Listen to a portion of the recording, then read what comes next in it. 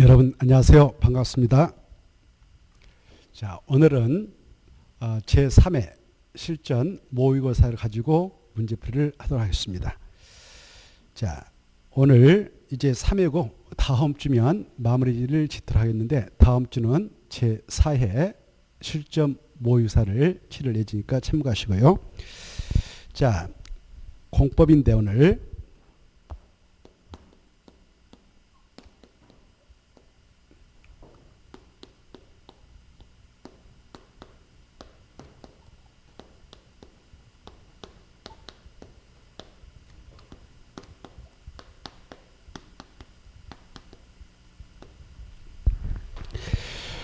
1번부터 살펴들어가도록 하죠.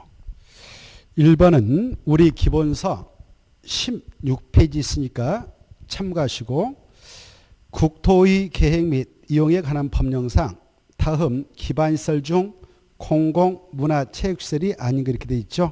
답은 2번이었습니다. 1번 학교, 3번 연구시설, 4번 사회복지시설, 5번 청소년 수련시설 이런 것들은 공공문화체육시설에 해당하죠. 그런데 2번은 공공공지, 이것은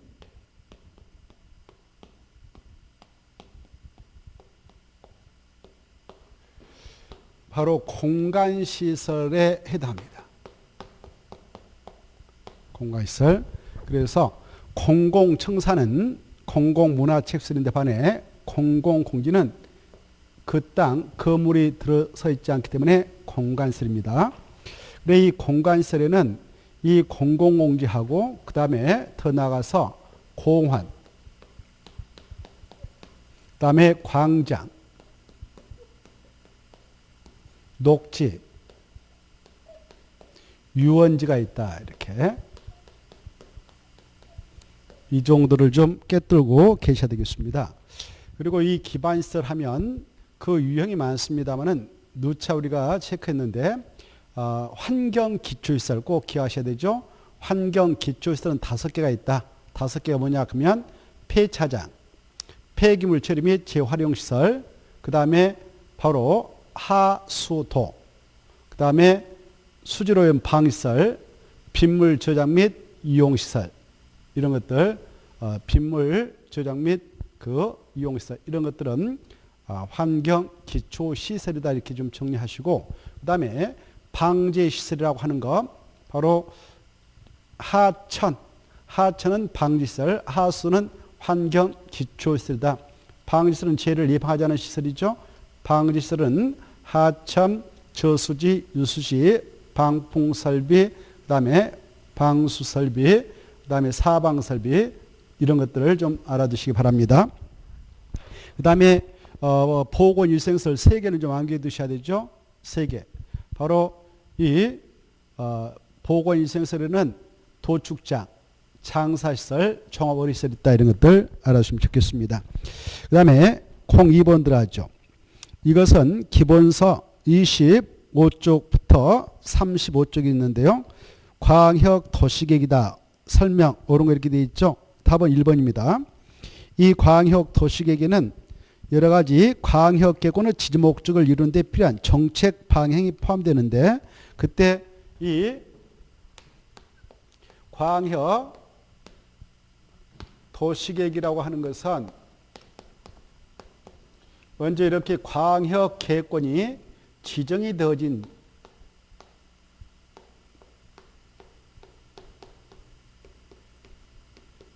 장소에 대하여 이 지지 목적을 달성해 나갈 때 이 계획을 수립하죠. 수립할 때는 여러 가지 정책 방향을 포함해서 수립하는데 바로 이 광역 계획권의 공간 구조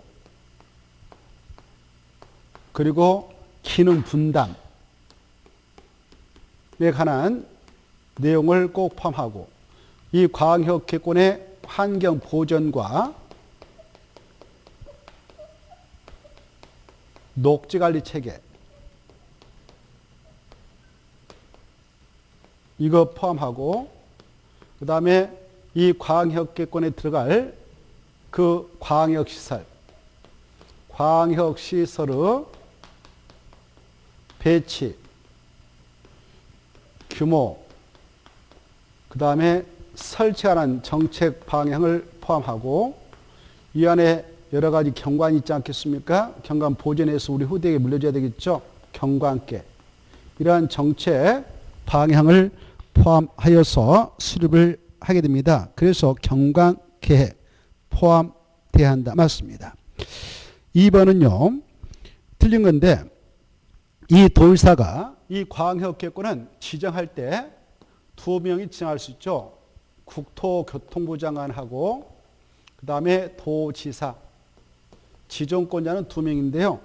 이때 국토교통부 장관은 이 광역계획권이 둘 이상의 시도에 걸쳐 지정할 때, 도의사는 자기의 도후 관할구역 내에 있다 지정할 때 지정권을 행사하죠. 이때 이 국토교통부 장관이 광역계획권을 지정할 때는 바로 다른 부서의 장관인 관계중앙행정기관의 장의 의견도 들어보고 이 안에 편입될 시도사 이네들 의견도 들어보습니다. 그리고 그 다음에 이 국토교통부장은 바로 국토교통부에 설치 운영하고 있는 중앙도시내 심의를 거쳐서 지정을 하죠. 그런데 도의사는 여기다 광역계획권을 자기의 도후 관할구역에다 지정하려고 한다. 그럴 때는 바로 필요하면 관계중앙행정기관장의 의견도 들어보고 이 안에 편입될 시장 군수 의견도 들어보고 그 다음에 도청에 있는 지방도시군의 심의를 거칩니다. 그래서 지정합니다. 이때 도의사가 이 광역계획권을 지정하든 국토교통부장이 지정하든 지방의회 의견은 듣지 않습니다. 그래서 2번 틀린 거죠. 도의사가 광역계획권을 지정하려면 관계중앙행정기관의 장, 시장, 군수 이네들 의견 들은 후 지방도시계획의 심의를 거치는 겁니다. 그래서 지방의회의 동의를 얻은다. 이게 틀린 거예요. 지방의회의 동의를 얻은다. 이걸 X. 그 자리에 지방도시군의 심의를 거쳐야 된다. 이렇게 체크하면 되겠고 3번 광역도시계획을 공동으로 수립하는 시도사. 이 국토교통부 장관이 여기 서울특별시다, 인천광역시다, 경기도다. 지금 서울특별시, 인천광역시, 경기도에 한목으로 광역계획권을 국토교통부 장관이 지정해서 운영하고 있는데요. 이렇게 광역계획권이 지정이 되어지면 바로 국토교통부 장관이 지정했던 그 장소내 서울특별시장, 인천광역시장, 경기도사에게 통보를 해주죠. 통보받았던 이네들은 3년에 공동으로 이 광역계획권의 지정 목적을 달성해 나갈 수 있도록 하는 광역도시계획을 수립하죠. 수립할 때 협의해서 그네들이 공동으로 수립하죠. 공동으로. 이때 공동으로 수립해서 바로 국토교통부장한테 다시 승인 신청하죠.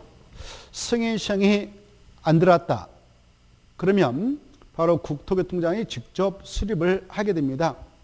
그리고 국가계획과 관련이 있으면 국토교통부장이 직접 수립하는데요. 이 경우 광역도시계획을 이 시도사란 자들이 공동으로 수립을 함에 있어서 협의가 이루어지지 않았다. 이런 문제도 있겠죠. 이런 정책 방향에 관한 내용을 협의하게 될 때 협의가 성립된다면 문제가 안 되는데 협의가 성립되지 않을 수도 있죠. 그래야 할 때는 어떻게 하느냐.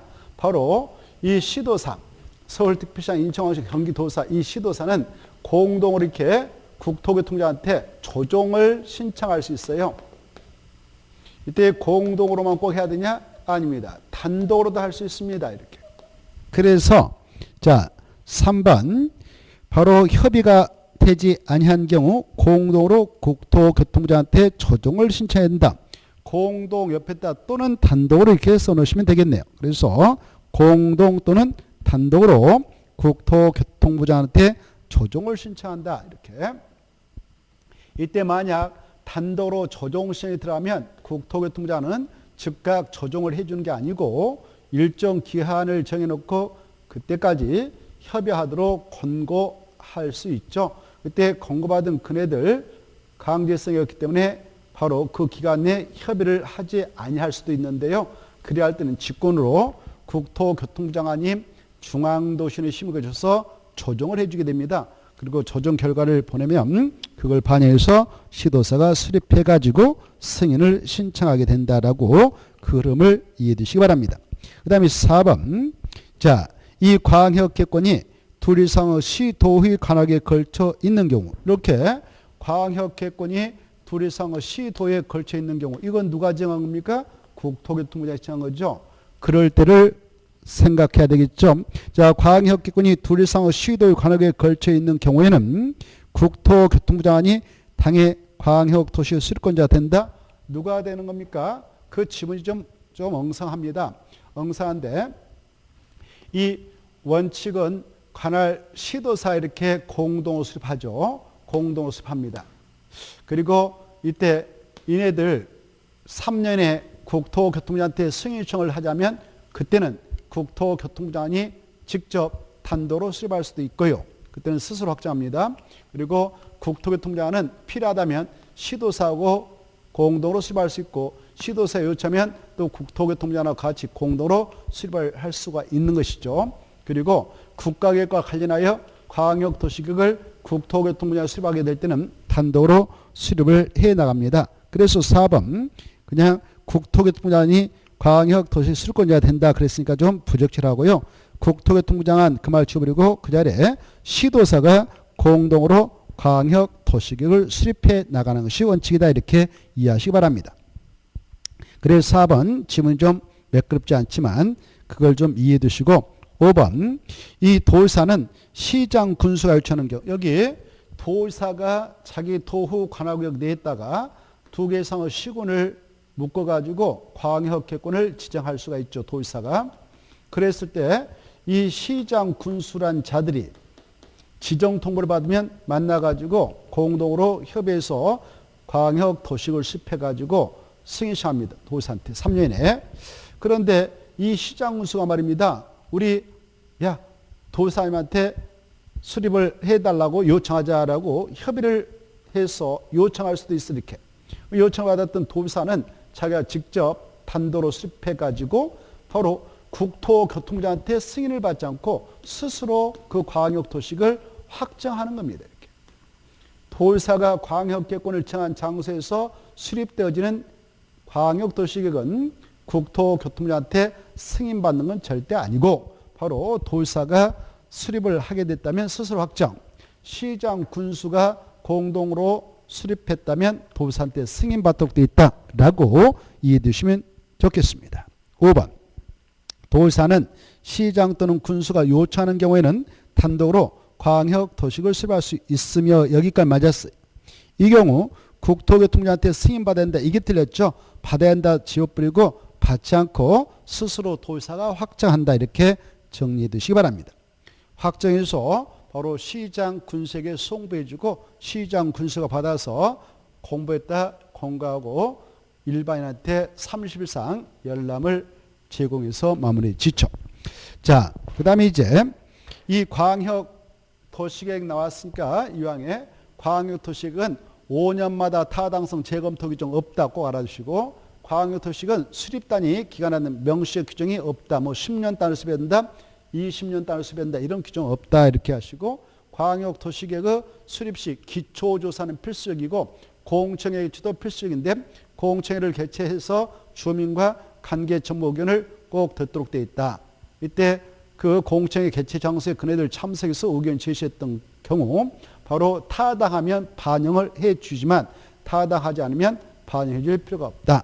그리고 수립할 때 이 국토교통부장이 지정한 광역계권에서 광역도시계획을 시도사가 수립할 때 바로 시도의회, 시장 군수 의견을 청취하죠. 그리고 나서 수립해서 국토교통부장한테 만약 승인시되라면 국토교통부장은 승인을 해주기 전에 미리 관계행정기관장과 협의하고 협의가 끝나면 중앙도시의 심을 줘서 승인 후 시도사에게 송부해주면 시도사가 받아서 공고 30일 이상 일반한테 열람이 요구 들어오면 열람의 적용이다. 이렇게 해서 정리하시고 이 광역도시계획의 수립 기준은 국토교통부 장관이 정한다 이렇게. 그리고 이 광역 도시계획은 그 수립 시행될 때에 우리 일반 사인에 대해서는 아무런 구속력, 효력, 처분성이 없다. 그래서 비구속적 행정계획이고 그래서 행정심판, 행정소송 제기 대상이 아니다.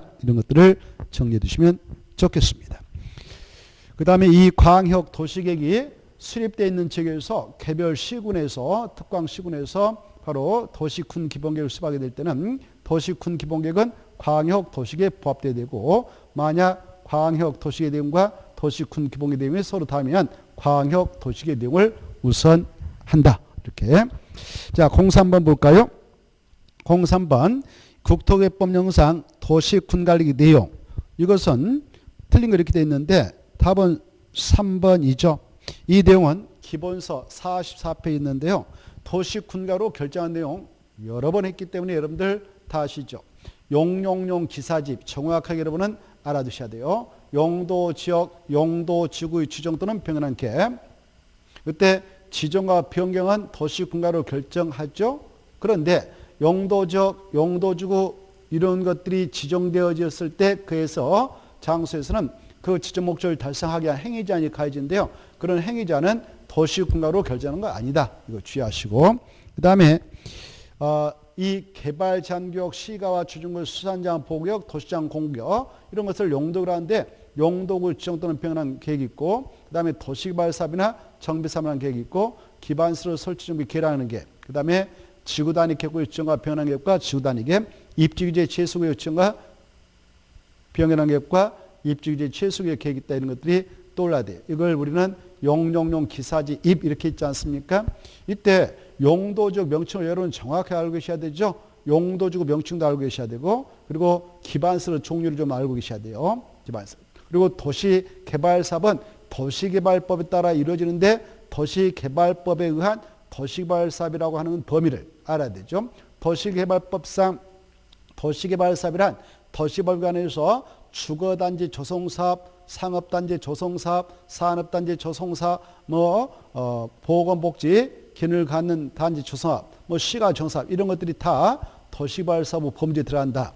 그리고 정비사업에 하는 계획을 때 정비사업은 도시 및 주관경 정비법에 따라 이루어지는 사업으로서 도시 및 주관경 협상 정비사업은 세 가지를 포함한다. 주관경 개선사업, 재개발사업, 재건축사업을 포함한다. 여기까지를 확대해서 알고 계셔야 문제를 풀 수 있습니다.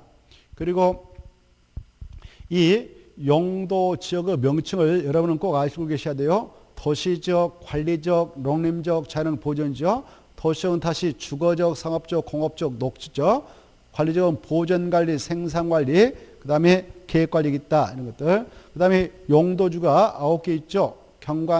고도주구, 그 다음에 우리는 약자로 경고, 방방, 보치개, 특보 그랬죠. 경관지구, 고도지구, 방화지구, 방제지구, 그 다음에 그 보호지구, 취락지구, 개발지구, 특정용도 제한지구, 복합용도지구 이런 것들이 머릿속에 떠올라야 됩니다. 기반시설은 여러 가지 있죠. 도로, 공원, 광장, 공동 엄청 많죠. 이런 것들이 다 기반시설인데 이런 것들을 연상하면서 문제 3번을 풀어야 되는 것이죠. 자, 도시군관리계획 그 내용 틀린 거 이렇게 되어 있는데요.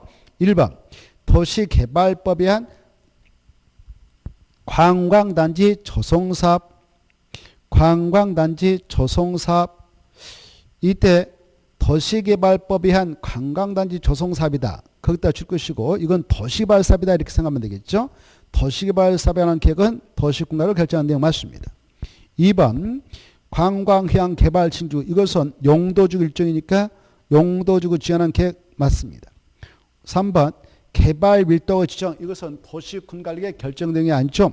이 개발 밀도의 지정은 바로 도시군가로 결정한 내용이 아니니까 그 개발 밀도 관리를 지정할 때는 도시군가로 결정해서 하는 건 절대 아닙니다. 이 개발 밀도 관리는 용도계획이 아니고 기반시설 연동제에 불과하죠. 그래서 답은 3번. 4번은 공동구 이건 밑줄 것이고 기반시설을 쓰면 되겠죠. 공동은 기반시설이니까 그것을 설치, 정비 또는 개량하는 계획은 도시군가로 결정한 내용 맞습니다. 5번 지구단위 계획구역 지정하는 계획은 맞죠. 자, 여기까지 맞고요. 04번. 자, 이것은 우리 기본서 44쪽부터 63쪽에 있는데 국토개법령상 도시군관리계획에 관한 설명 옳은 거 이렇게 되어 있죠. 일단 답은 3번입니다. 도시군관리계획을 위반할 수 있는 자가 위반을 제안받은 경우 그 처리 결과를 제한자에게 알려한다. 맞죠? 이때 도시군관리계획의 위반 제한 파트는 출제가 되니까 좀 시험에 나올 수 있는 것들 여러 번 체크했습니다만 다시 한번 체크해 볼까요? 위반을 제한할 수 있는 자는 누구냐? 그러면 주민과 이해관계자가 제한할 수 있다. 제한할 수 있는 사항은 기지산 대체, 기지산 대체, 기반시설 설치 정비 계량, 지구단위 객구 일정과 병행하는 계획, 지구단위 객구 일정과 병행하는 사항과 지구단위 수립 병행하는 사항, 그 다음에 산업통 개발 진로 지정과 병행하는 사항에 대해서 제한할 수 있고, 그리고 지정된 용도 지구 안에서 행위 제한을 지구 단위로 대체하고 그 용도율을 폐지해 나가기 위한 제한, 이런 것들을 제한사항으로 규정하고 있죠. 이때 제한할 때 기반시설 설치 정비 계량권은 그 대상 토지 및 5분의 4 이상에 해당하는 토지소유 동서 정부에서 내야 된다. 다만 국공유지 면적을 제한한다. 이런 것들. 나머지 지산 대체는 3분의 2 이상 이렇게. 그리고 그 제한서 낼 때는 도시군관리계획 도서하고 설명서를 첨부해서 4개 되고, 위반권자가 제한서 들어오면 제한부터 45일 후에 제한자에게 반입을 결정해서 알려준다. 부득이한 사정이 있으면 1회 30일 연장 통보해서 알려줘야 된다. 그때 그 건을 위반 반영해 나갈 것인가 여부를 생각해 나갈 때 위반권자들은 국토교통부 장관은 중앙도시 내 시도사 시장소는 지방도시는 자문을 거칠 수 있다. 만약 이런 절차를 거쳐서 그 건을 위반하고 결정해 나가게 될 때 비용은 제한자와 협의해서 그 비용의 전부를 제한자에게 부담시킬 수 있다. 여기까지는 꼭 알고 계셔야 되죠. 특히 산업통 개발 신규 지정과 병행하는 사항을 제한서 낼 때는 그 땅은 계획관리적, 생산관리적, 자연녹지에 있는 땅으로서 계획관리에 있는 땅이 전체 면적 대비 50% 이상은 차지해야 되고, 그 제한을 하게 되는 면적은 1만 제곱미터 이상 3만 제곱미터 미만일 것을 요구받는다. 이런 것들이 떠올랐으면 좋겠네요. 자, 3번은 끝까지 확대해서 정리해 두시면 좋겠고, 그 다음에 이제 1번은 왜 틀렸는가? 도시군관리계획 결정 후 효력은 바로 지용도면을 고시했다 줄 것이고, 오늘 고시했다면 그 고시한 날부터 바로 발생합니다. 그래서 다음 날이 틀렸죠. 의 다음 날 4자를 지워버리면 되겠네. 고시한 날부터 발생한다. 꼭 기하시고, 2번 이 시도사는 국토교통부장이 위반하여 결정한 도시군관리를 변경하려고 한다. 변경했다 체크. 변경할 때는 누가 지금 위반해서 결정해놨다? 국토교통부장. 그래서 그 내용을 변경하려면 결정해서 확정했던 국토교통부장하고 미리 협의해야 되는 겁니다. 그래서 환경부 장관이 틀렸어요. 환경부 장관을 지우시고 국토교통부 장관과 협의해야 된다. 그 다음에 4번 이 우리 공법에서 기준과 방법이 나오면 누가 정한다? 국토교통부 장관 그랬죠. 그래서 조례로 그 말 지워버리고 국토교통부 장관이, 그래 기준 방법 누가 정한다? 국토교통부 장관. 그래서 조례로 그 말 지우고 국토교통부 장관이. 5번 도의사가 도시군관리계획을 직접 위반한 경우 지용도면을 작성할 수 없다? 있다 그래야 돼요. 이때 지용도면을 작성 그따 줄 것이고, 지용도면 작성은 누가 하느냐? 도시군관리계획 위반권자. 위반권자이면 다 작성할 수 있습니다. 그래서 없다가 틀렸죠. 5번 이것은 91쪽에 있는데요. 기본서 이 국토개법령상 용도지역에서의 용적률을 최대한도 이렇게 되어 있죠. 용적률을 최대한도 큰 순서대로 나열된 것, 즉 큰 용도지역부터 작은 지역선으로 이렇게 나열된 것, 이걸 묻고 있습니다. 우리는 이 용도지역별 건폐가 용도를 최대한도를 꼭 머리에다 넣자. 그건 반드시 한 문제 나오니까 그래서 여러 번 다뤘습니다. 여러분께서도 필히 암기하고 계시죠. 자, 그래 그 내용을 머리에다 넣을 때는 용도적표를 먼저 생각하고, 전국토는 크게 국토의 계획 및 연한 법률에 의거해서 사용도 구조로 확정된 되죠. 도시적, 관리적, 농림적, 자랑 보전적. 그리고 도시적은 다시 주거적, 상업적, 공업적, 녹지적. 관리적은 다시 세 가지. 보전관리, 생산관리, 계획관리죠. 농림적 세 번 안 됐죠? 자는 보전이 또 세 번 안 낸다. 이것도 알아두시고 농림적은 농림적이죠. 자는 보전이 더 이상 세 번 되지 않습니다. 이때 이 법률에서요. 이 용도적별 건폐르 최단도, 용로 최단도를 직접 규정하고 있죠. 건폐는 주거적은 70% 이하, 상업적은 90% 이하, 그 다음에 공업적 70% 이하, 녹지적 20% 이하, 그 다음에 보전, 생산, 계획, 농림, 보전, 이건 도시적 여직이 되는데 도시적 여직은 20%가 쭉 나오죠. 20%가 쭉 나오는데 뭔만 다르냐? 계획 과정만 다르다. 계획 과정은 40% 이하다. 이게 머릿속에 입력되어 있어야 되죠. 건폐율 최단도. 그래 주상공녹 해가지고 7972 암기하라고 그랬죠. 주상공녹 7972 뒤에는 0% 이하 똑같으니까 이렇게 생각하시고 주상공녹 7972 이렇게. 비도식은 아까 여기 2로 끝났으니까 2로 밀어주는데 개만 다르다. 그래 개가 아니다 이렇게 펄떡 일어나서 딱 때려서 죽었어. 그래서 개사 이렇게 암기하라고 그랬죠. 계획과직은 40% 이하다. 이거 시험에 나오니까 달달달 외우라고 그랬습니다. 그래 보전, 생산, 계획, 농림, 보전죠. 계획과정만 40% 이하이고 다음에는 20% 이하다. 그 다음에 이 용도의 최단도. 용도의 최단도는 이렇게 주상공록에서 5, 1호, 4, 1 뒤에는 똑같다. 00% 이하.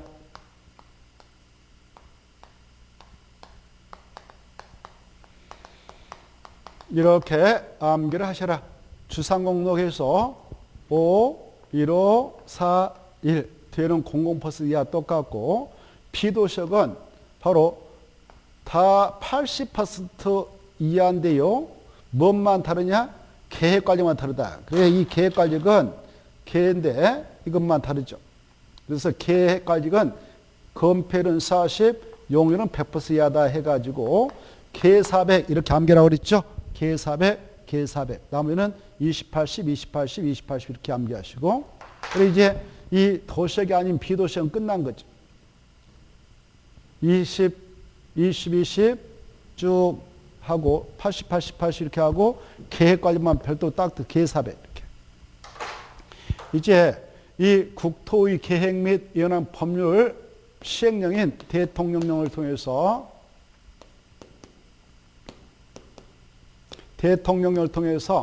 바로 주거, 상업, 공업적을 세분하고 세분 대책별로 또 그 건폐 용도 최단을 규정하고 있지 않습니까? 이 수치를 꼭 암기하세요. 수험생이라면 이미 암기가 돼 있어야 되죠.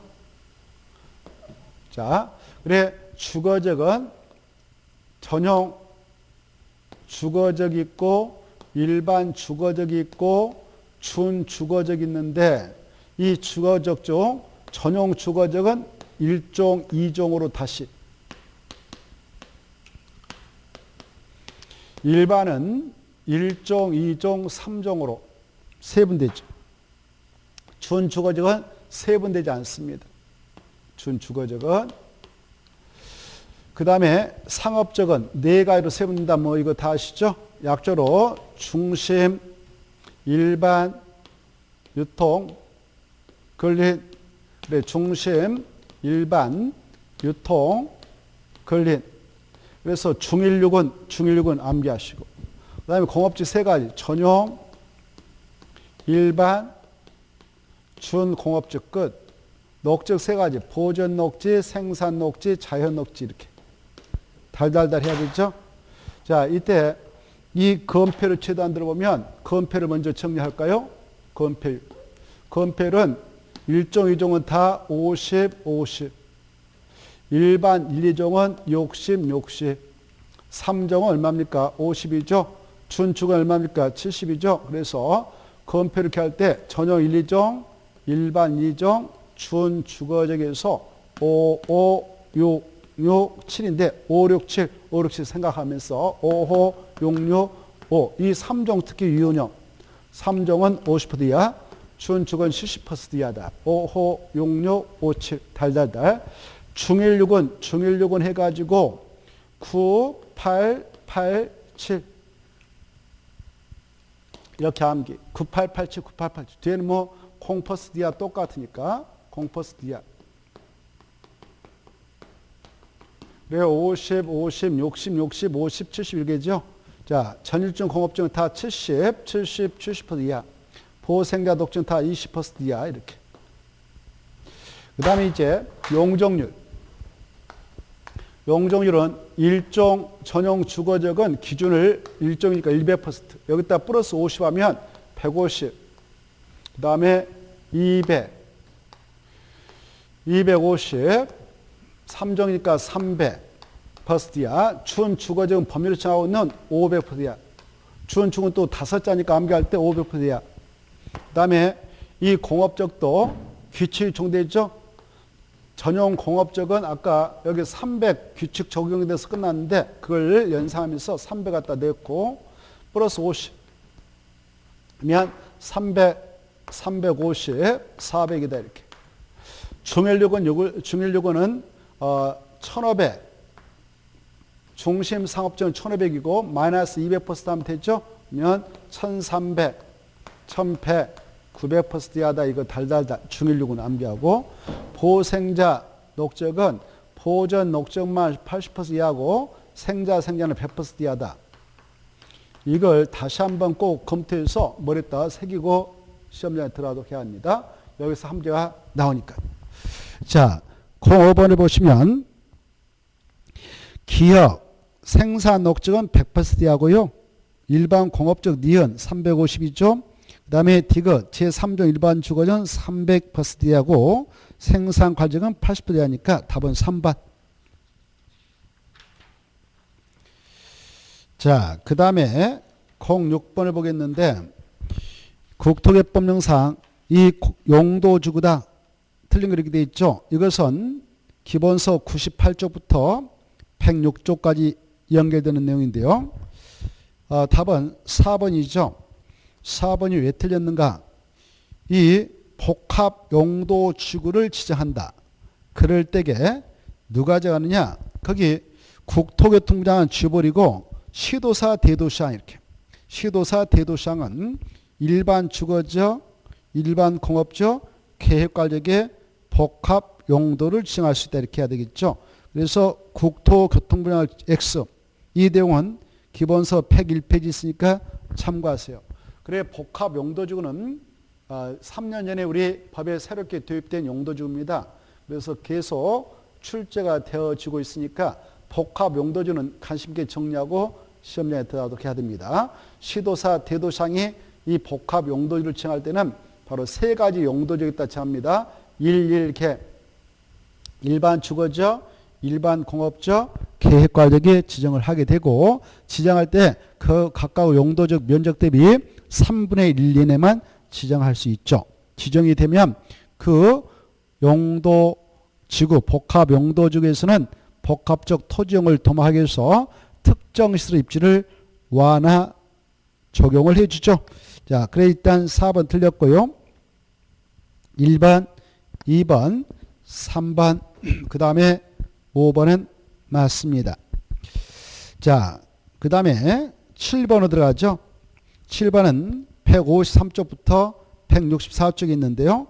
지구단위 계획구역에 관한 설명 틀린 거 이렇게 되어 있죠. 자, 이것은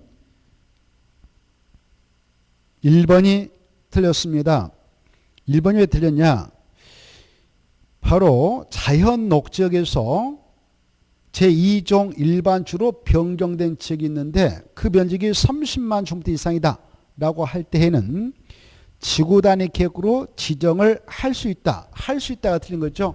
할 수 있다를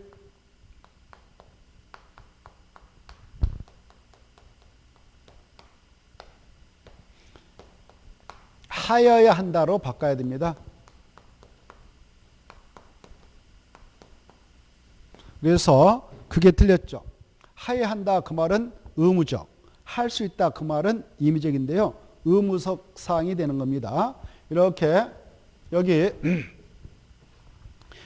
이 녹지형인 땅을 그것이 보존 녹지든 생산 녹지든 자연 녹지이든 이 녹지형인 땅을 바로 이렇게 개발 용도로 주거지로 변경하든 상업지로 변경하든 공업지로 변경하든 그 변경된 면적이 30만 제곱미터 이상이면 지구 단위 계획을 의무로 지정해서 계획적인 도시가 건설되도록 해할 의무가 있습니다. 그래서 1번은 틀린 겁니다.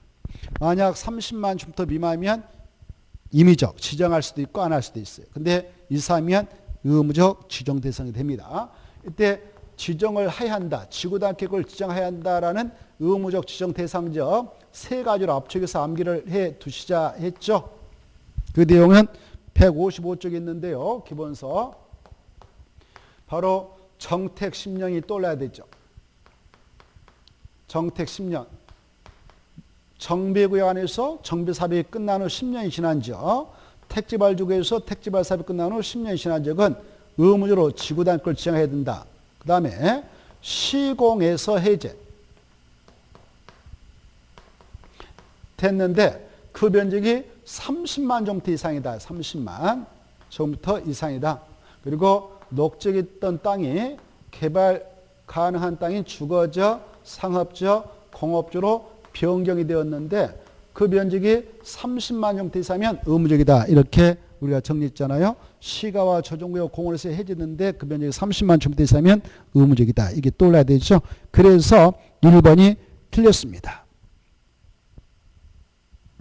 자, 그리고 2번 맞죠? 이 지구 단위 계획을 정한다. 그때는 지정권자는 국토교통부 장관도 시도사도 시장수도 할 수 있습니다. 그때 지정할 때 개발 예정지가 있다, 정비 예정지가 있다면 그 땅에 전부에다가 일부에다가 지정을 할 수 있는데요. 지정할 수 있는 장소를 법에서 규정하고 있죠. 국토개법령에 따라 지정되어 있는 이런 용도주가 있다요.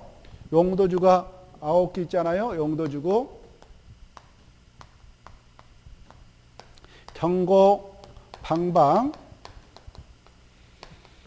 호치계, 특보 이렇게 9가지가 있는데 이 장소 이렇게 취락지가 지정되어 있다 그러면 취락을 정비하고자 하여 지정한 땅인 만큼 이 땅에다가 필요하면 이 취락주구라고 하는 장소 이렇게 지정되어 있다면 이 장소 전부를 대상으로 해서 아니면 일부를 대상으로 해서 지구 단위 계획이다라고 지정을 할 수 있는 것입니다. 그래서 바로 2번 맞습니다. 이 국토교통부 장관은 지정된 취락지구 전부 또는 일부에 대하여 지구 단위 계획을 지정할 수 있다. 맞죠? 지구 단위 계획을 지정할 수 있는 장소 나름대로 좀 떠오르도록 공부가 되어 있어야 됩니다. 이런 용도지구의 전부 일부 또는 그 주택법에 따른 대지 조성 사업지구 또 그 도시개발법상 지정된 도시발구역, 도시 및 주관경 정부에 따라 지정된 정비구역, 관광지구에 따라 지정되어 있는 관광특구 관광단지, 산업입지 및 개발한 법률에 따라 지정되어 있는 산업단지, 준산업단지 이런 장소에 따라도 지정할 수 있는 것이고 그 다음에 바로 이 택지개발 촉진법에 따라 지정되어 있는 택지발지구 그 다음에 개발행위 허가 제한지역 그 다음에 시범도로 지정되어 있는 지역 그리고 개발 제한구역에서 해제, 시가와 조정구역에서 해제, 도시장공원에서 해제, 공원에서 해제된 지역도 지정할 수 있다. 3개 이상의 노선이 교차하는 대중교통 교차로부터 1km 이내 지역도 지정할 수 있다. 이런 것들이 떠올라야 되겠죠. 2번 그런 식으로 확대해서 정리해 두시고 3번 이 지구 단위 계획이라는 것은 이런 도시역 안에 있다만 지정할 수 있는 게 아니라 이 도시역 여허지역, 이 도시역 여허지역에 따라도 지정할 수 있죠. 이 전국토가 있다면 관리적, 농림적, 자연 보존지에 있는 땅을 도시역 여허지역이라 합니다. 도시역 여허지역에 따라도 지구 단위를 지정할 수 있는데 지정하게 될 때는 3가지 장소 중 하나일 것을 요구받습니다. 바로 어떤 장소냐? 제한적인 개발이 허용되고 있는 계획관리역에 계획관리역에 따라도 면적의 요건이 충분하면 지정할 수 있죠. 아파트 옆에 건설계 포함해서 지정하고자 할 때 그 면적이 30만 제곱미터 이상이면 지정할 수 있고 다만 그 수도권 정비 계획에 따른 자연 보존원이라든가 또는 초등학교 문제 같은 것이 해결됐다. 이러면 계획관리겠다 지정함에 있어서는 바로 그 면적이 10만이면 지정할 수 있죠. 그 다음에 이 계획관리겠다 지정하게 될 때에 아파트 옆에 건설계획 포함하지 않고 그냥 다른 목적 가지고 개발할 때는 3만인 땅만 있어도 지정을 할 수 있습니다. 그리고 이 계획관리가 아니래도 개발을 하기 위해서 지정되어 있는 개발진흥주가 있다. 개발진흥주. 이 개발진흥주가 지정되어 있다면 위치 요건만 충족하면 지정을 할 수가 있는 것이죠. 이때 개발진흥주가 5가지로 세분되어 지정되죠. 주거개발진흥주고 산업교통개발진흥주고 그 다음에 관광휴양개발진흥주고 그 다음에 특정개발진흥주고 복합개발진흥주 이렇게 5가지로 세분되어 지정되어지는데 특히 이 주거개발진흥주는 계획관리에 위치하고 있으면 지정을 할 수 있도록 하고 있을 거예요. 그 다음에 도시적 여지역에 지정되어 있는 용도주 안에서 행위지 않을 지구단위 만들어서 대체를 하고자 하는 지역이 있다. 그러면 그 장소에 따도 지구단위격을 지정을 할 수 있습니다. 3번은 그런 식으로 이해를 좀 해두시고요. 지문이 매끄럽지는 않습니다. 3번 지문이 매끄럽지 않으니까 이제 금방 설명한 것을 들어두시면 좋겠습니다. 도시적 여지역을 지구단위격으로 지정하려는 경우 개발진흥주에 해당해야 한다.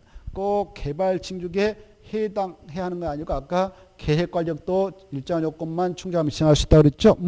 3번 틀린 건 아니지만 꼭 표현이 매끄럽지 않으니까 그걸 좀 생각해 두세요. 개발진흥주도 지정할 수 있고 계획관리도 지정할 수 있고 용도지구 폐지해서 지구단위로 대체하려고 하는 지역이 있다. 그때도 지정할 수 있다. 도시적 여지에 따도 지정할 수 있다. 이렇게. 4번. 이 4번은 도시적 내가 됐던 도시적 예가 됐던 지구단위 계획에서 지구단 만들어가지고 해당 용도지역 그 안에서 여러 가지 건폐 문제, 용적 문제를 완화 적용을 해줄 수가 있죠. 완화하는 한도는 건폐는 150% 이내까지만, 용을 200% 이내까지만 이렇게 정리되시고 특히 도시적 내에 지정되어 있는 지구단위 계획 안에서만 지구단위로 건축물 높이 제한을 120%까지 완화 적용을 해줄 수 있다.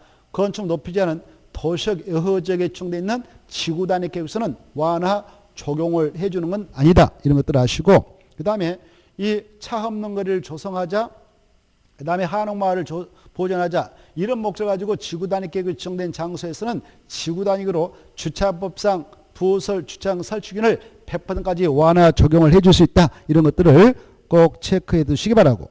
5번 자 아까 했던 거죠. 정택 10년은 지정해야 한다. 맞습니다. 그리고 이 지구단위 계획구역에서 또 여러분들이 꼭 생각해 두실 것은 이 지구단위 계획구로 지정되어 있던 장소 도시군가로 결정고시해 놓고 몇 년 이내에 지구단위를 만들어서 결정고시해야 되느냐? 3년. 그렇지 않으면 3년이 된 날 다음날에 지구단위 계획구 지정을 위한 도시군가 결정은 그 효력을 잃게 된다. 이렇게 효력을 잃게 되면 지체 없이 그 사실을 그 지정했던 자들이 실효고시를 해주죠. 그리고 주민과 이해관계자가 위반 제한에 의해서 지구단위 계획까지 결정고시에 이뤘다. 그러면 진행을 원했던 사업과 공사를 5년 이내에 착수를 해야 되고 그렇지 않으면 그 지구단위 계획 결정을 위한 도시군가 결정은 5년이 된 날 다음날에 효력을 잃게 된다. 이런 것들을 생각해 두십시오. 그리고 지구단위 계획구역에서는 지구단위계로 정하고 있는 건축물 용도 그리고 공작물 이런 것들 설치를 하도록 규정받죠. 그래 지구단위계에서 허용하고 있지 않는 것들을 건축하게 되면 위반자로서 2년 이하 징역 또는 2천만 원을 범죄한다. 이런 것들이 머릿속에 지나가야 돼요. 그리고 이 지구단위 계획구역 안에서 자기의 대지부를 공공시설 부지로 제공한 자들 학교 부지로 제공했다든가 공공시설 제공하게 되면 인센티브 제공하는데 이때 이 인센티브 제공하고자 여러 가지 건축 관련 규정을 완화 적용해 주죠. 이때 완화 적용해 줄 수 있는 규정 10가지가 있는데 10가지에는 건축법 제57조에 따른 대지 분할 제한 규정은 완화해 주는 규정이 들어가지 않는다. 이런 것들 완화해 줄 수 있는 규정은 국토의 계획 및 연합 법령상 용도지역, 용도지 안에서 건축물 용도 제한을 완화해 줄 수 있고 그 다음에 용도별 건폐율 150% 이하까지, 용적률 200% 이하까지 완화 적용할 수 있다. 건축법상 5가지죠. 대지안의 적용 규정, 대지안의 도로환경 규정, 그 다음에 건축물 높이 제한, 일조 등 확보량 건축물 높이 제한, 그 다음에 공경지 확보 규정을 완화 적용할 수 있지만 바로 대지 분할 제한 규정은 완화해준 규정에 들어가지 않는다. 완화해준 거 아니다. 그 다음에 주차장법상 부설 주차장 설치 규정, 설치 계획서 규정, 이걸 완화해 줄 수가 있다. 여기까지 좀 생각해 두시고, 이 지구단위 계획안에서 지구단위 만들 때에는 반드시 포함시켜야 할 내용이 2가지가 있다. 그 이상은 자유죠. 그래, 2가지가 기반시를 배치규모, 대통령이 정하고 있는 기반시 배치규모하고 건축물 용도 제한, 건폐율, 용적률, 높이의 최저한도 최고한도는 필수 포함 내용이다. 나머지는 포함시킬 수 있다. 그리고 지구단위 계획안에서는 지구단위 요소를 통해서 그 대통령으로 정하고 있는 용도 지역과 용도 지구를 세분 변경도 할 수 있다. 여기까지를 좀 확대해서 정리하고 시험장에 들어가도록 하십시오. 자, 08번. 이것은 113페이지부터 115쪽에 있는 건데요. 입지규제 최소 구역의 지정, 설명, 옳은 거 모두 그런 거 이렇게 되어 있죠. 기억하고, 자, 니은만 틀렸습니다. 니은만 틀렸고, 기역, 티글, 리을이 다 옳은 겁니다. 자, 그러면 니은이 왜 틀렸는가? 니은은 3km 할 때 3을 1km로 수정해야 돼요. 1km. 1km. 그래서 틀렸습니다. 이 입지규제 최소구역이라고 하는 거 관심 있게 좀 정리해 두셔야 하는데, 입지규제 최소구역은 용도구역 일종이다. 용도구역. 이 용도구역은 입지규제 최소구역 지정과 변경한 결정은 누가 하느냐? 바로 도시군관리계 결정권자들이 다 할 수 있다. 결정권자가 누군데? 국토교통부 장관, 시도사, 시장수 이네들이 있다. 그래, 이네들이 결정권자니까 그네들은 도시군관리로 결정해서 입지규제 최소구역을 지정할 수 있다. 이걸 꼭 이해해 두셔요. 이때 이네들이 입지규제 최소구역을 지정해 나갈 때에는 반드시 이 도시역 안에 있다만 지정할 수 있다. 비도시에 있다면 지정할 수 없다. 이거 아셔야 돼요. 그래, 도시역 안에 바로 복합적 토지용을 도모하고 그 지역 거점적으로 육성할 필요가 있고, 그 지역이 공동화 현상이 일어나서 텅텅 벼가고 있다. 그때 그 지역을 시급하게 정비해서 다시 살려내가지고 다시 애각지도 빠져나갔던 그 도시민들 들어오게 해서 그 지역을 살려내 나갈 필요가 있을 때 지정할 수 있는 것이 입지규제 최소구역이라고 그랬죠. 이런 입지규제 최소구역은 도시역 안에 중에서도 5가지 지역에다 지정을 할 수가 있는 것이다. 5가지가 또 알아야 되죠. 거기에 바로 도시군 기본에 따른 도심, 보도심, 생활권 중심지역에 따라도 지정할 수 있고, 둘째 철도역사라든가 터미널, 또 그 지역에서 중추 역할을 수행해왔던 공공청사라든가 문화시설 주변 지역을 빨리 시급하게 정비할 필요가 있다든가, 그 다음에 세계 이상의 노선이 교차하는 대중교통 결정부터 1km 이내 지역을 시급하게 정비할 필요가 있다든가, 도시 및 주관경 정비법상 노후 불량식 밀집해 있는 주거적 또는 공업적을 시급하게 정비할 필요가 있다든가, 아니면 도시 재생 활성화 그 지원해가는 특별법에 따른 도시 경제 기반형 활성화 계획을 수립하고 있는 지역다 지정을 할 수 있다. 이렇게. 그래서 기억 맞고요. 니은 틀렸고요. 디귿 맞고요. 그 다음에 이제 이 입지규제 최소구역의 지정이 있게 될 때는요, 바로 그 안에서의 여러 가지 기반시로 그 설치 문제 있지 않습니까?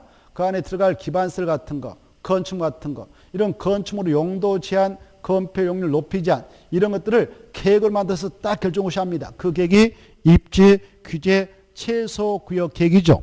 이 계획을 만들어서 딱 도시군가로 결정하시면 고시한 그 입지규제 최소구역 계획은 그 입지규제 최소구역 안에서의 행위제한을 담아서 구성하는 그런 계획이죠. 그래서 입지규제 최소구역을 만들 때는 리을을 보면 이런 것들을 포함한다. 맞습니다. 입지규제 최소구역에게는 건축물의 건폐 용률 높여가는 사항이 반드시 포함돼서 결정 고시가 돼야 된다. 이 말이죠. 맞습니다. 그리고 입지규제 최소구역의 결정 문제는 다른 법률에 따라 절대 지정할 수 없고 오직 국토개법에 따라서만 지정을 하도록 되어 있다 이거 하시고, 입주규제 최소 구역으로 지정된 지역은 건축법상 특별 건축으로 지정으로 간주가 된다는 거 이거 봐두시고, 그 다음에 이 입지규제 최소구에 관해서 행위자는 입주규제 최소구역 계획으로 정한다 이거 알아주셔야 됩니다. 그 다음에 입지규제 최소구역 안에서는 규제가 최소화되고 그걸 지정했던 그 도시군갈 결정권자가 예산, 공적 예산 투입해서 그 지역을 다시 살려내니까 땅값이 올라가죠. 그래서 그 안에 들어가서 개발행위, 개발사업을 하게 된 자에게는 그 지역에 필요한 기반시 설치에 따른 비용을 부담시킬 수 있다. 토지가치 상승을 초과점 보면서 부담을 시킬 수 있다. 이런 것들이 머릿속에 스쳐 지났으면 좋겠습니다. 09번. 자, 이것은 122쪽부터 126쪽에 있는 문제인데요. 공동구. 틀린 거 이렇게 되어 있죠. 공동구는 일단 기반시설이다, 유통건설이다. 이 공동구에 대해서 좀 자세히 알아두셔야 되죠. 자, 틀린 거 이렇게 되어 있는데 1번이 답이죠. 공동구가 설치된 경우 쓰레기 수송과는 공동구 협의 심의를 거쳐서 수정할 수 있다. 이건 공동구 협의 심의를 거칠 필요 없이 반드시 수정해야 됩니다. 그러면 공동구 협의 심의를 거쳐 수정할 수 있다. 그따 줄 것이고 그 두 개 생각 이렇게 써놓으세요. 두 개는 뭐냐? 바로 가스관하고 그 다음에 하수도관이라고 그랬습니다. 하수도관. 이 두 가지관은 공통된 물질이 바로 흐르죠. 가스, 진짜 가스는 가스관, 하수관은 부패가스. 그래서 이 가스가 터져버리는 사고 터지니까 그걸 감안해서 신중에 신중을 기하고자 이것을 공동구에다 수용하고자 할 때는 공동구 협의회 심의를 거쳐서 수용 여부를 결정하자 이렇게 하고 있죠. 두 가지 꼭 암기하시고 나머지는 필수로 그냥 공동구 협의회 심의를 거치지 않고 수용을 해야 됩니다. 법적으로. 여기 쓰레기 수송관이라든가 열 수송관이라든가 그 다음에 중수도관 그리고 수도관 그 다음에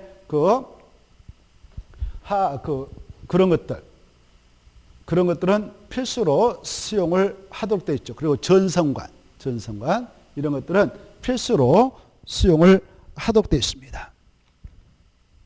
자, 그 다음에 2번은 관리자, 6명이 관리자다 알아주시고, 특광특특시장, 국토교통부장이 관리자다 이렇게 시험에 나온 바 있는데 틀려요. 특광특특시장소가 관리자다. 그 다음에 이 관리자들은 5번 1년에 1 이상 공동과 안전영업을 실시해서 문제가 있으면 그에 상한 조치를 취해야 된다. 1년에 1 이상이다. 안전영업 실시 그거 알아주시고, 그 다음에 나머지는 쭉 읽어보면 되겠는데, 자, 이 공동구에 대해서 여러 각도에서 살펴봤습니다만 몇 가지 중요한 것을 다시 한번 체크하면 이 공동구 꼭 설치를 해야 하는 의무적 사업장이 있죠.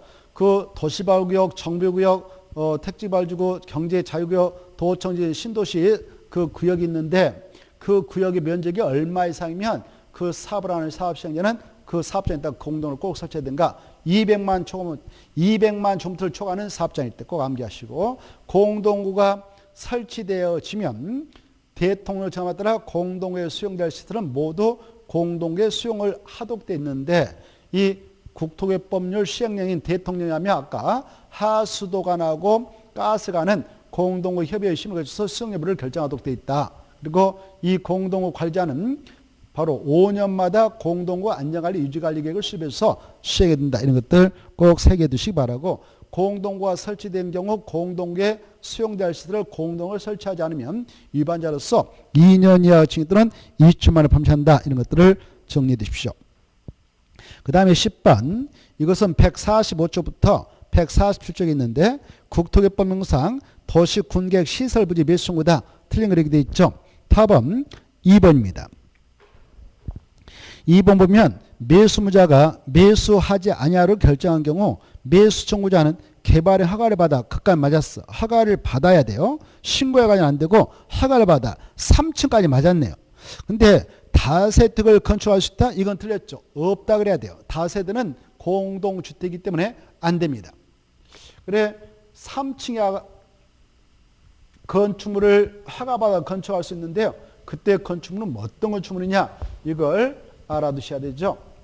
자, 이 도시군객 시설 결정 고시했던 이 부지에 지목이 대인 토지 수자 결정무시하고 나서 10년 지날 때까지 사업하지 않고 실식이 인가도 이루지 않는 부지다. 그러면 매수청할 수 있죠. 매수 청구가 들어갔다. 10년 지날까지 사업하지 않아서 매수 청구했다. 매수 청구를 받았던 매수무자 법적으로 사할 의무는 없지만 그러나 6개월 이내 매수비를 결정해서 알려주죠. 매수한다, 매수하지 않겠다 이렇게 결정해서 통보해 주지 않습니까? 이때 매수하겠다라고 통보했다면 2년에 매수를 해야 되죠. 만약 매수하지 않기로 통보받았다면 이 매수 청구했던 지목이 대인 토지 소유자는 이 지목이 대인 토지에다가 바로 허가, 특광 특특시장사한테 개발행 허가시에서 허가 받아가지고 3층 이하인 건축물을 건축할 수 있고 그 다음에 공작물을 설치할 수 있는데 이때 건축물은 건축법 시행령에 나오는 순수한 단독택, 다가구주택, 다중주택 공간인데 그중에 다가구주택 안 되고요. 다중주택도 안 되고요. 공간도 안 되고요. 그냥 이것이 아닌 단독택. 그 다음에 바로 제1종 근린생활시설 건축법 시행에 따른 제1종 근린생활시설을 다 허가받아 설치할 수 있고 그 다음에 제2종 근린생활시설 2종 근린생활시설 설치할 수 있죠. 다만 제2종 근린생활시설 중 술 먹고 이용할 수 있는 시설은 안 된다 그랬죠. 바로 단란주점, 노래연습장, 안마실수소, 그 다음에 다중생활시설 이거 안 된다 그랬죠. 이런 것들이 머릿속에 떠올라야 되고 공작물 설치할 수 있다. 이렇게 알아주십시오. 그래서 2번 틀렸던 것입니다. 그리고 나머지는 맞습니다. 1번 매수 청구 대상에는 이 부지 안에 있는 지목이 대인 토지만 가능하지 나머지 잡종이라든가 전답, 임야 이런 것들은 매수 청구 대상 토지가 아니죠. 그래서 1번 맞고 2번 바로 맞습니다. 도시군계획 시설 사업시행자가 정해진 경우 여기 매수무자는 원래 이 지역을 관할하고 있는 특별시장, 광역시장, 특별자치장, 특별자치도사, 시장, 군수, 지방자치단체장한테 매수 청구를 해서 사달라고 하는데 바로 이 사업을 하기로 했는 사업시행자가 한국토지주택공사다. 이렇게 사업시행자가 결정나 있었는데 이 시행자가 10년 동안 사업하지 않고 방치했다고 하면 이자에게 매수 청구를 하게 되기 때문에 이자가 매수무자 되고 이네들한테 하는 거 아니죠. 그때는. 그 다음에 법적으로 이미 설치할 의무자 A로 설치해서 관리할 의무자 역시 A로 확정되어 있는 상태에 있는데 이 의무자가 10년 동안 사업하지 않으면 이자가 매수무자가 되니까 이자한테 세달라고 하는 거죠. 만약 설치 의무자는 갑이고 법적으로 설치 후 넘겨받아서 관리할 의무자는 을이다. 이렇게 설치할 의무자하고 관리할 의무자가 서로다면 설치할 의무자인 갑에게 매수청구를 하도록 되어 있기 때문에 그때는 갑이 매수무자 되죠. 이때 이렇게 이 지자체장이 매수무자 되는 경우도 있지만 매수무자가 이네들이 되는 경우도 있어요. 이렇게. 이때 이네들이 매수무자 할 때는 매수비를 결정해서 알려줄 때에 그 지역을 관할하고 있는 특광특특시장사한테도 산다 안 산다 알려줘야 되고요. 그리고 매수 청구했던 매수 청구인 지목이 대인 토지세에게도 알려주죠.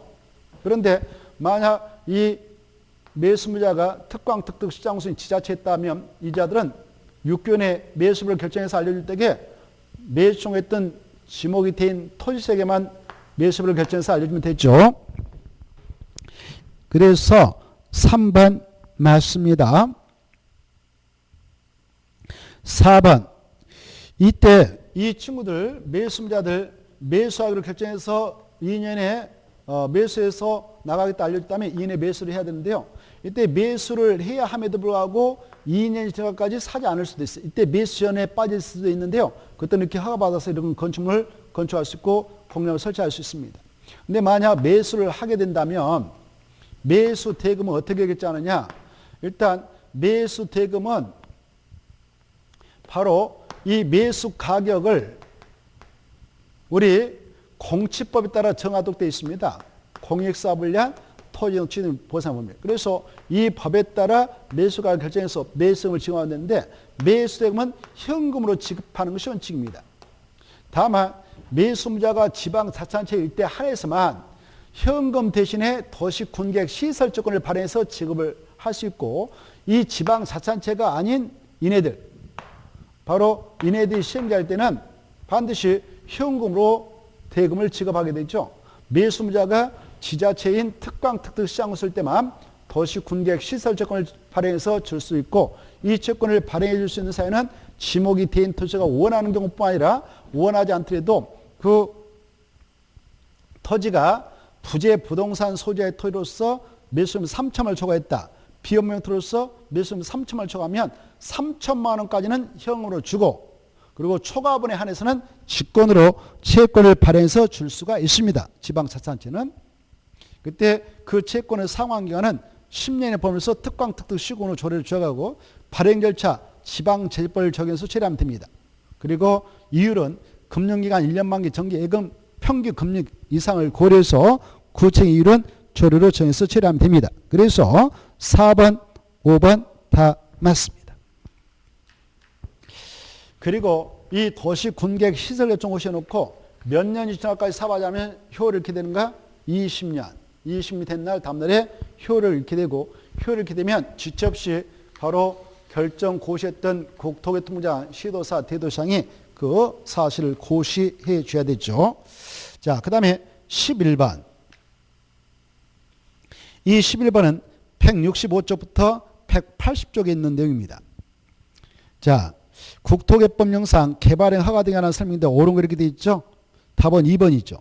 시장 또는 군수가 개발행의 허가에 경관행한 조치를 할 것을 조건으로 조건 붙이는 경우 그래 이 개발행 허가권의 특강 특특시장으로서는 개발행 허가 내주고자 할 때 조건부 허가 가능합니다. 기반 설치 그에 따른 용지 확보할 것을 조건 따라서 또 위해 방지 조치, 환경 오염 방지 조치, 경관 조치, 적용 조치 이런 조치할 것을 조건 따라서 개발행 허가를 할 수가 있는데 그 조건을 붙이려 할 때는 미리 개발행 허가 시청자의 의견을 듣도록 되어 있다. 그래서 2번 맞고 1번 이 재난수습을 위한 응급조치에 따른 행위를 할 때는요. 허가를 받지 않습니다. 그래서 허가를 받아야 한다 틀렸고 허가를 받고 해야 한다. 허가를 받아야 한다 주어버리고 신고만 하면 된다. 언제까지 하면 됩니까? 오늘 그 조치가 끝났다면 조치 끝나고 나서 1개월에 신고를 특강 특특시장으로서 해주면 되죠. 신고를 1개월에 해주는 거지 허가 받는 거 아니다. 신고사항은 의무사항입니다. 이때 1개월에 신고하자면 일반자로서 500만 원의 과태료가 부과된다는 걸 알아주시고 3번 성장 갈반을 수입한 지역에서 개발행위는 바로 성장 갈방을 수입한 지역에서 개발행위 허가 신청이 들어왔다. 그때 허가를 내주는 절차상 심의는 필요 없습니다. 그래서 중앙도시 내 지방도시 심의를 거쳐야 한다. 이거 틀렸죠. 심의 거치지 않습니다. 우리 기본서 175쪽에 있으니까 참고하시고 그 다음에 또 지구 단위 계획이 수립되어 있는 지역에서 개발행 허가 신청이 들어왔을 때도 심의에 걸치지 않습니다. 4번 이 개발행 허가를 내주는 특강 특특시장소 아까 기후 환경적 조치할 것을 조건 따라서 조건부 개발행 허가를 내줄 수 있죠. 그때 조건 이행을 보장하기 위해서 이행 보증을 총 공사비의 20% 이내에 벌면서 예치할 수 있는데요. 예치 사유가 굴비 발착이 있지 않습니까? 이런 예치 사유가 있게 되었다 하더라도 개발행위자가 국지공이다. 국가 지방자치단체 그 다음에 공공기관 공공단체다. 그때는 이행보증을 예측해 할 수 없습니다. 고로 4번 지방자치단체는 마지막에 이행보증을 예측해야 된다 틀렸죠. 이것은 우리 기본서 176쪽에 있는데요. 국지공에게는 보증제도를 절대 적용하지 않습니다. 이행보증할 때 보증 나오잖아요. 우리 민간인에게만 보증제도를 적용하지 공법에서 국지공이라면 절대 보증제도를 적용하지 않는다 했습니다. 고로 이행보증을 예측해야 하는 것 아닙니다.